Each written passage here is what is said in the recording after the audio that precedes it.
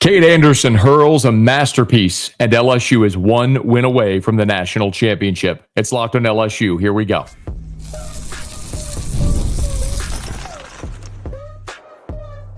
You are Locked on LSU, your daily podcast on the LSU Tigers. Part of the Locked On Podcast Network, your team every day.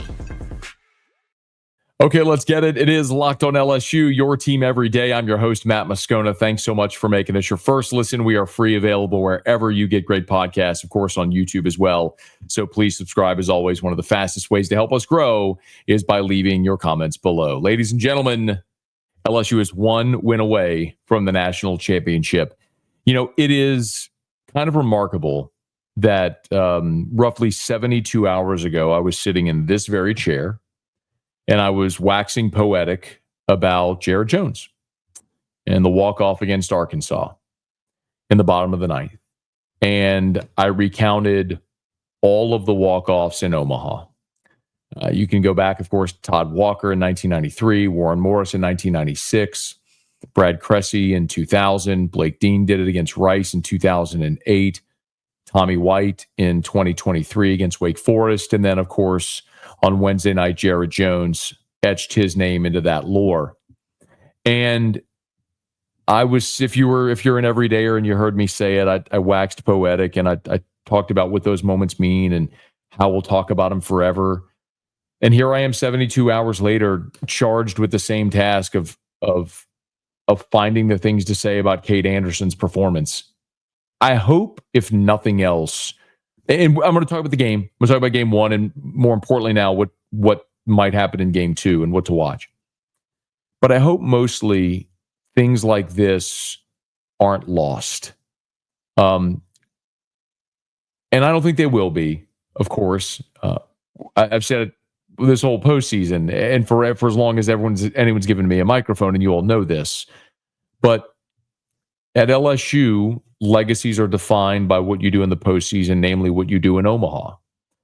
And so for that, we still talk about Brett Laxton to this day, because in 1993, he threw a complete game shutout in the national championship game as a freshman, striking out 16 Wichita State hitters en route to the program's second national championship.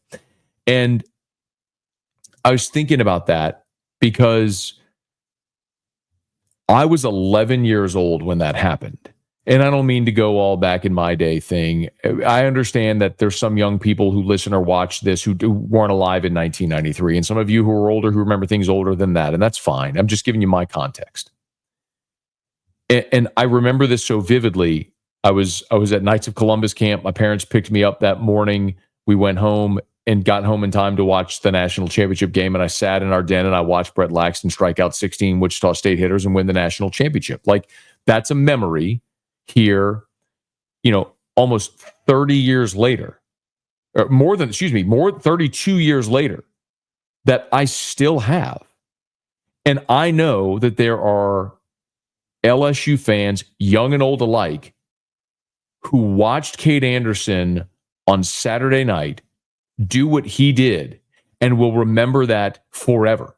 For as long as they talk about LSU baseball, there will be fathers and sons and wives and husbands and everybody who has some attachment. You were at that game with your friend, or you watched it with a family member, or whatever the case may be. You'll always remember that. Just like I recall 32 years later where I was when Brett Laxton threw his complete game shutout against Wichita State. And we can go down the list. We can talk about what both Ty Floyd and Paul Skeens did just 2 years ago. Ty Floyd in the first game of the championship series struck out 17 Florida Gators. I was at Don Juan Cigar Bar, y'all. I was at Don Juan Cigar Bar getting ready to do a post-game show at T-Bob, and I remember looking up at one point when Floyd hit his 15th strikeout, I tweeted, he's two away from Brett Laxton's record.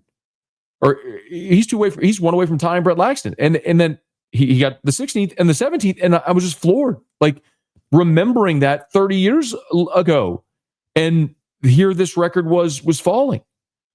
And just a couple of days before that, it was Paul Skeens in the game against Wake Forest, the Skeens-Louder game, one of the greatest we've ever seen. But let me give you some context on what Cade Anderson did. and why what he did was so magnificent. Like, Brett Laxton threw a complete game shutout in the national championship game. Paul Skeens was magnificent against Wake Forest. He threw 8 innings. He didn't go 9. Paul Skeens went 8 innings of shutout baseball. 2 hits, struck out 9, walked 1. He was absolutely outstanding. Ty Floyd striking out 17 was eye-popping, but he allowed 3 runs on 5 hits. This was a complete game shutout. When I think of complete game shutouts in the postseason from LSU, I'll have to get a full list, but what comes to mind immediately to me are Brett Laxton, the complete game shutout in the national championship game in 1993, and Aaron Nola against Oklahoma in the Super Regional back in 2013. This was the Aaron Nola-John Gray game, which was a game that was so magnificently hyped, and LSU was one of the best LSU teams ever that history will just forget because they didn't win the national championship. They went 0-2 in Omaha. But Aaron Nola against John Gray threw a complete game shutout, no runs on just 2 hits, struck out 6, didn't walk anybody. He was suffocating and awesome and everything that makes Aaron Nola the greatest career of any pitcher that's come through LSU. But that's the rarefied air that we're talking about here with what Cade Anderson just did. And he did it in Omaha, in the national championship series, in the last pitch he'll ever throw for the LSU Tigers. But my goodness, he was outstanding. And Jay Johnson was asked to put some context around it after the game. He's the best pitcher in college baseball. We had the best pitcher on the planet 2 years ago in a similar situation, and I felt like Cade's had a very similar season to that. And that's how you get here. And, I'm really proud of him. And I think the commonality between the two is the person, the character, the toughness, the team first attitude. And, you're probably right. I mean, his next pitch should be for some place in the Washington Nationals organization. It's not close. And they usually draft really well. And he's the best player in the country. There's nobody closer to the major leagues than that right now. But I don't think you can quantify it, Paul Skeens, Joe Burrow, that type of deal. Like, let me give you some more context on what Cade Anderson did, okay? That's just the 3rd complete game shutout in the 22-year era of this format. Since they've gone to the 3-game championship series, that's just the 3rd complete game shutout in this format. Okay, nearly a quarter century, so the 3rd time ever. Also, for LSU, in their 20 trips to the College World Series, that's the first time LSU has ever won a game 1-0, which is almost insane to think. Just sheer odds and quantity of the game, it's going to happen that way eventually. But my goodness, Cade Anderson just was awesome. Coastal was 0 for 9 when they had runners in scoring position in this ball game. Everything Cade Anderson did was just awesome. And every time he got into trouble, he was able to wiggle out of trouble. That's something else that Jay Johnson talked about in the postgame press conference. As far as the pitching with traffic, I think I heard Coach Savage say it earlier this week, like, it's the College World Series. You're going to pitch with runners on base. This is the best teams in the country, and that's one of the best teams in the country. And they do a great job of finding their way on base, and they did a few times tonight. And he told me in the 3rd inning, I just went down to, like, say a little something to him, and he's like, I'll settle in. And I was like, well, nobody knows that better than me. And then he had an outing very similar to this. And, I saw some commonalities in that, when we were at Oklahoma, like, we had a 10-pitch inning in the 7th. And then 2 quick outs, really quick outs, like maybe within 3 or 4 pitches within the 8th. And so I felt like they weren't seeing him, felt like they weren't picking him up. And I know the human being. And, that's who you want on the mound in the 9th. The Oklahoma game, you might remember, was a complete game shutout. There was no runs on 5 hits. He struck out 14 and walked 2. That was the game where it was 40 some odd degrees up there in Norman, Oklahoma, maybe colder than that. And Cade Anderson went through 135 pitches in that game, and people were worried about him throwing 135 pitches in the cold. And it didn't matter a lick, because the velocity and the command were there then, and they were there in this ball game as well. Now, Jay Johnson did allude to Coastal getting some runners on base and some traffic. So I do want to go through the game itself, what we learned from this game, what we can take from it, and start to look ahead to Game 2 Sunday with LSU going for the program's 8th national championship. We'll get to that next. Locked on LSU, your team every day. There's nothing like the NBA playoffs, the intensity, the buzzer beaters, the fans losing their minds, kind of like the atmosphere that you must experience live. And this year's matchups are delivering. The NBA Finals are here. It's Game 7 on Sunday night. If you're going to be in OKC and you want to be there, you can. And Gametime makes it fast and easy to get seats, even for the biggest playoff games. Prices on the app actually drop closer to tip-off, and with killer last-minute deals, panoramic seat views, and no surprise fees, Gametime is a total game changer. Now, remember also, College World Series, if you're in Omaha, you're looking for tickets, punch up the Gametime app, y'all. Trust me on this. When the prices go down, the closer you get to first pitch, and you can see the panoramic seat views on the app. You get the all-in pricing as well. Take the guesswork out of buying tickets with Gametime. Download the Gametime app, create an account, use the code LOCKEDONCollege for $20 off your first purchase. Terms apply. Again, create an account, redeem with the code LOCKEDONCOLLEGE for $20 off. Download the Gametime app today. Last minute tickets, lowest prices guaranteed. So Jay Johnson mentioned Cade Anderson getting into some trouble with Coastal runners on the base paths. And that started almost immediately, actually. In the top of the first inning, after a quick ground ball out, Cade Anderson allowed a couple of runners on base, but he was able to wiggle out of that in the first when he got Blajan Pato swinging to strand those two runners on first base.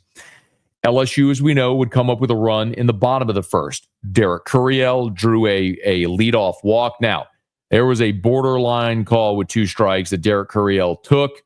Maybe it was a good take. Could have rung him up. It was a borderline pitch. He took it. He got the benefit of the doubt. He gets on base. And Stephen Milam, with 1 out, roped the ball into center field to give LSU the lead. Consider this. Coastal Carolina sent 5 runners to the plate in the first inning. Milam's RBI single, he was the third batter of the game for LSU. So there were 8 hitters into the game. It was 1-0. And little did we know the scoring was done at that point. But Coastal did threaten. In the second inning, Coastal got on base with a hit by pitch and then a single to left. And then what happened? They tried to bunt. So you should never, ever bunt. And Blake Anderson did a brilliant job fielding his position. Blake Berthal bunted the ball down the third base line. Anderson, a lefty, falls toward third base, was able to get to the ball quickly, scoop it, and get the lead runner right there. Cade Anderson was asked after the game about PFP, which, if you're not familiar, is pitcher's fielding practice, which is something that, as Cade Anderson said, LSU does plenty of. Yeah, I think we've practiced over 10,000 PFPs in our season, so we knew we had the plan for what Coastal was all about, and just to go execute and field your position. Simple as that. You wonder why someone like Michael Braswell is still in the game despite his struggles. By the way, great ovation for Braswell in his first AB. He roped one down the right field line, was caught, but the struggles persist. But anyway, we'll get to more of that in a second. But Braswell, there were some pretty pivotal plays in this game that involved Braswell at third. That was one of them, where Anderson fielded the bunt, fired to Braswell at third to get the lead runner. And then after that, Walker Mitchell struck out. And the next one, obviously, was when Alexander was trying to steal third with 2 outs, and Hernandez fires down to third. Alexander would have been safe, but he slid past the bag, and then Braswell stayed with it, made the tag. So those 2 plays in the same inning, Braswell was involved with. I mean, he also, recorded an out. The first out of the game was ground ball to the left side. So that was validating for why Braswell continues to stay in the game. And then obviously the play in the 9th inning with 1 out, there was a ground ball and Braswell had a range to his left. He stabbed the ball and made a great play. That was probably the defensive play of the night for LSU. So as much as Braswell has struggled defensively, you understand, to win in Omaha, in particular in that stadium with the wind blowing in, and Cade Anderson on the mound, I want my best defensive lineup behind him. And it paid off for LSU, just like it's paid off all this season while you're one win away from the national championship. Go to the fourth inning when Pato doubled to lead off. He doubled to lead off the fourth and was stranded at second base because Cade Anderson struck out the next three hitters he faced. He was awesome. Cade Anderson throughout this game was absolutely magnificent. Again, that final box score is one that we'll talk about forever. A complete game shutout, no runs on just 3 hits, 10 strikeouts, 5 walks. He did hit 2 batters. He threw 130 pitches. That's the thing that I think we do need to circle and say, you did walk 5. Very uncommon for Cade Anderson, who's only walked 30 on the entire season. And he hit 2 batters as well. He'd only hit 3 all season. This is what Coastal does. They find their way on base, and then they put pressure on you. But what Cade Anderson does is even when you're on base, he chokes you out. And that's what he did in this ball game, and it's why LSU was able to make 1 run hold up. Now, the other massive part of this, obviously, is Cade Anderson giving you all 9 innings, saved your entire bullpen for Sunday to go win the national championship, to be all in if you have a lead to win the national championship on Sunday. We'll get to that in a second, but I don't want to lose sight of this game and what happened offensively to the Tigers, because for LSU, they did get crossed up by Cameron Flukie. And Flukie was shaky early when, as we talked about, he walked Curiel to lead off the game. Milam had the RBI single. When Milam came up again in the second or the third, he hit the ball off the top of the wall. I mean, in deep right. I mean, if you're looking at it, the yellow line at the top of the wall, the ball made an indention in the middle of the yellow line. I mean, he missed a home run by a foot at that point. But even when you go back to the first inning, that first run LSU scored, remember, Curiel got down 0-2 and drew the walk. Milam was in a 1-2 count when he had the RBI single. So there was 2 key at-bats by 2 young players there in critical moments for LSU. Now, the Tigers managed just 4 hits against Flukie, and their opportunities weren't very plentiful. And unfortunately, when they had other opportunities to add the insurance run, maybe they didn't get a break go their way. 1 in the 6th, 1 in the 7th. In the 6th, Stephen Milam walked to lead off the inning. And at that point in the 6th, Flukie tried to pick off Milam, and they threw the ball wide. Well, it hit the umpire, which didn't allow Milam to advance. Well, then Hernandez came up with a single, which was the 4th hit for LSU. Brown also singled. But so Milam had 2, Brown had 1, and Hernandez had the other single. He singles. If Milam had been down at second, that's a stolen base. Now, we could say play the if. Are they throwing the same pitches? Did the sequence happen? It's fair to ask that, but you would have had a runner in scoring position right there, but for some bad luck. The most controversial play came in the 7th inning when Daniel Dickinson was hit by a pitch to lead off the inning, and then he was ultimately called out. It's kind of a wonky rule. He's wearing the arm, the elbow guard. And if you're watching the play, he very clearly dipped his elbow into the ball. The problem is, and Jay Johnson talked about this in the postgame interview, calling Dickinson out right there when the ball was a ball. I mean, the ball was inside. It was off the plate in the batter's box. So it's almost like if Dickinson had just stood still and it hit him, he would have been at first base. Because he moved, he made the action to move, they ended up calling him out in that situation. And I can appreciate the rule, like when you have that body armor, so you're not leaning over the plate and trying to dive into pitches. Like, I can understand the necessity of the rule. That's not the spirit of the rule, however. That was a ball. The pitcher was rewarded for throwing a pitch in the batter's box, and I can't be down with that. So maybe that's something that the Rules Committee looks at after the season, but it's very unfortunate. I mean, that's 2 situations in consecutive innings in the 6th and the 7th when you had an opportunity to add insurance runs, and you weren't able to do it. But it just didn't matter because on this day, Cade Anderson was plenty good enough. And last time I checked, in baseball, it is impossible to win a game if you don't score a run. And Coastal could not push one across. And that is further evidence of what we've talked about with this Coastal team. They are not a great offense. They are an opportunistic offense. They don't necessarily hit for great average. They certainly don't hit for power. They've not hit a home run yet in Omaha, only 66 homers on the season. What they do is force you into mistakes and try to capitalize on your errors by putting pressure on your defense. And maybe in the Sun Belt, there's a lot more pitchers that are going to walk and hit batters and infielders that are going to commit errors. When you play LSU with an elite defensive team that's fielding 981 and you got a guy that's going to be the number one pick on the draft throwing, it's going to be really hard to pressure a team that seems immune to all of that pressure. And it's the biggest part about this LSU team that Jay Johnson's talked about. The talent on this LSU team is undeniable, but what is also there and undeniable with this team are all of the intangibles, the moxie, the makeup, the composition, the ability not to be unfazed by stressful situations. It's why they continue to keep coming up and delivering. And I think that's all a reflection on Jay Johnson. It's a reflection on the head coach, and it's why LSU is now one win away from a national championship. So let's talk about Sunday and what that looks like coming off of Saturday's win. It's Locked on LSU, your team every day.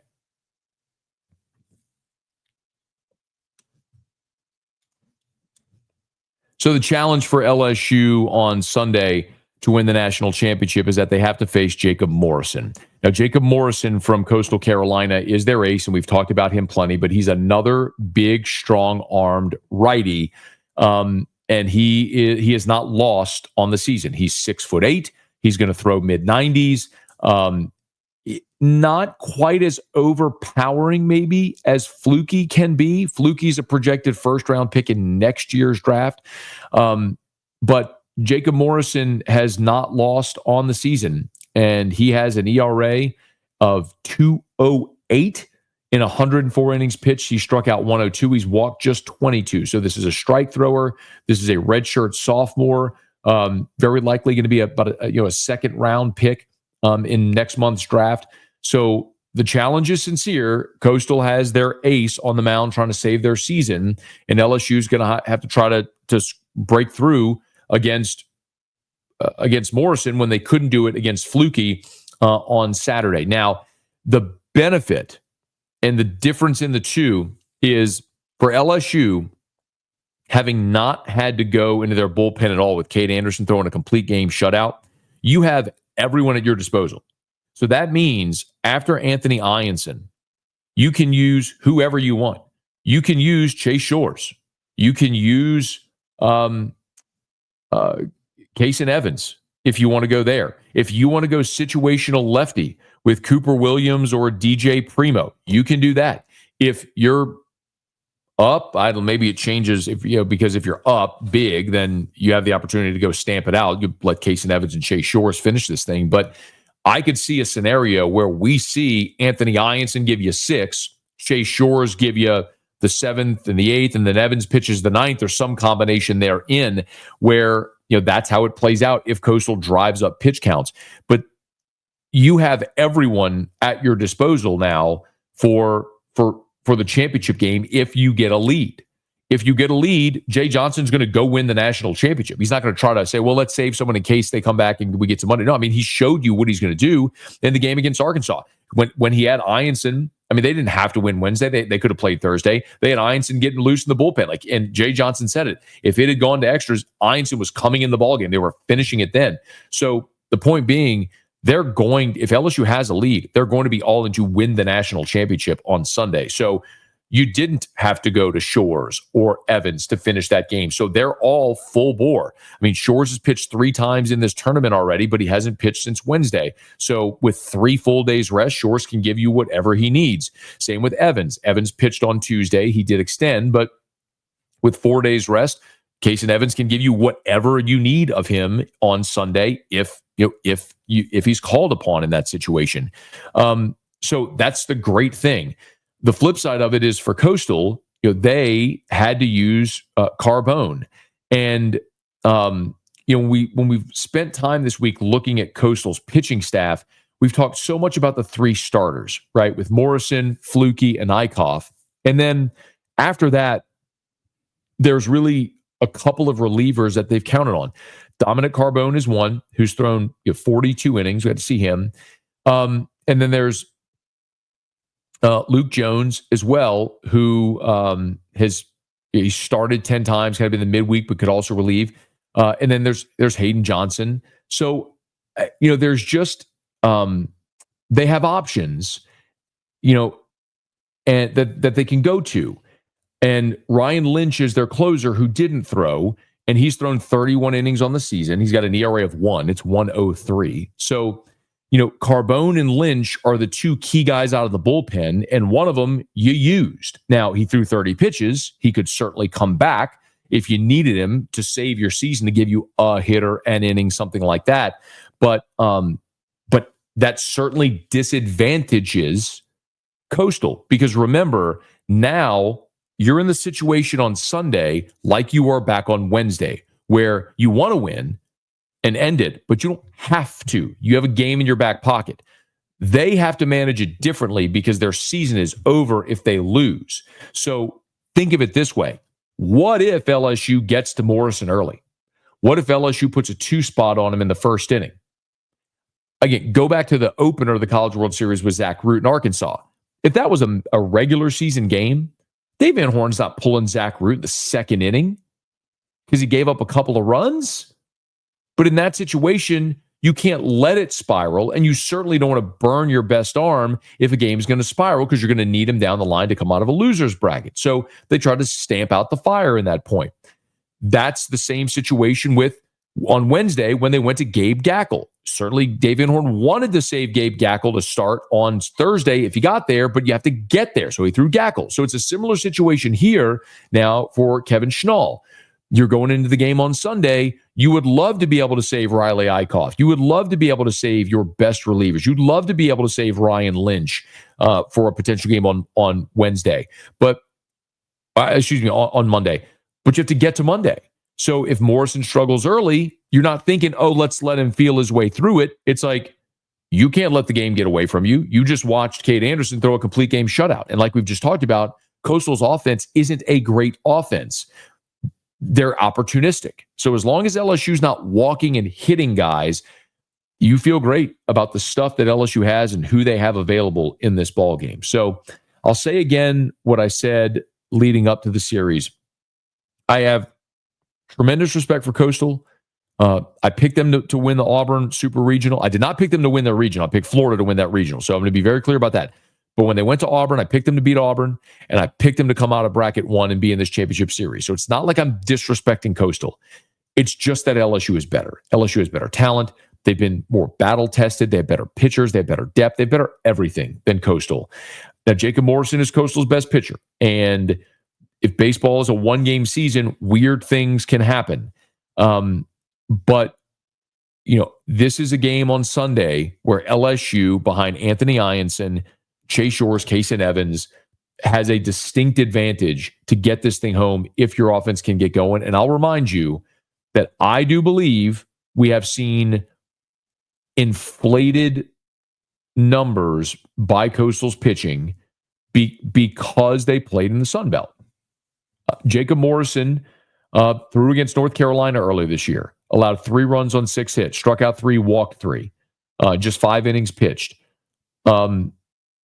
A lot of his outings, Wilmington, East Carolina, Georgia Southern, Troy, Texas State, Arkansas State, Georgia State, Marshall, James Madison, App State, ULM, Old Dominion, Marshall, East Carolina, then Auburn and Oregon State. In the Auburn and Oregon State games, he was very good. He went 6 innings at Auburn, 1 run on 6 hits, struck out 6, walked 3. Against Oregon State, he went 7 2/3, 1 run on 5 hits, struck out 7, didn't walk anybody. So those are impressive outings, no doubt. LSU is better than both of those teams. So, and I understand Auburn swept LSU on the Plains, and it's baseball, and baseball is a funny game. But I don't think anyone would argue to the contrary that LSU is a better team, top to bottom, talent-wise, coaching, everything than Auburn. I mean, LSU's on the brink of winning the national championship. So I think that's where it stands. I think I'll also be interested to see what Jay Johnson elects to do.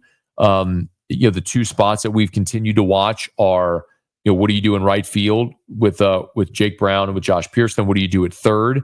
Braswell played third base in game 1. I suspect as a senior in his final game, he'll play third base in this one as well, especially because the defense is so good. We highlighted some of those plays. In right field, you had 4 hits on the game. Jake Brown had 1 of them. Y'all know how I feel about Jake Brown. I think he should be in the lineup every day, and I certainly think he should be in the lineup against Coastal on Sunday going for the national championship, especially with Jacob Morrison being a righty and the way Jake Brown has hit righties. So that's how I think they'll line it up. That's how they should line it up as LSU goes for national championship number 8 on Sunday. And we will be live as soon as the game goes final right here on Locked On LSU. I know a lot of you were looking for the immediate post-game live after game 1. My apologies for that. I did explain why I wasn't able to do an immediate post-game after game 1, but I will be here immediately after the game goes final on Sunday. Hopefully we're celebrating a national championship, and if we are, you know, I'm a man of my word. I will do a fully clothed pool jump. I'll be on my back patio. I'll be smoking a Bocock Brothers premium LSU Victory cigar. I'll be sipping whiskey. I'll probably grab my Van Winkle Old Rip 10, drink it straight out of the bottle, and we'll all hang out and have a hell of a day as we celebrate, hopefully, LSU's 8th national championship in baseball. So do me a favor. Please smash that like button, subscribe to the channel, hit the bell so you're notified whenever we're posting a new video. If you're on podcast, please subscribe on your favorite podcast app, rate us, leave a review, and let a friend know that they love the Tigers. We got you here every single day for Locked On LSU, your team every day, and we will be here live on the Locked On LSU YouTube channel as soon as Sunday's Game 2 goes final. We'll see you then. Locked On LSU, your team every day.